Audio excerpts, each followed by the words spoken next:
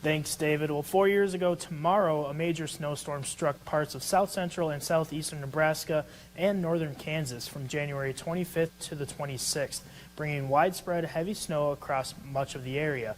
Video from Hastings shows this heavy snow causing major travel impacts with over 10 inches of snow falling in the area.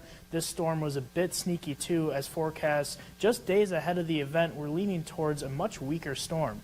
While things picked up leading up to the storm, as impacts grew larger and larger by the hour, snow began to fall early in the morning on the 25th and picked up in intensity for most of that day before tapering off into the morning of the 26th. Luckily, this wasn't a true blizzard as wind speed stayed below the blizzard threshold, but occasional wind gusts would reduce visibility from time to time.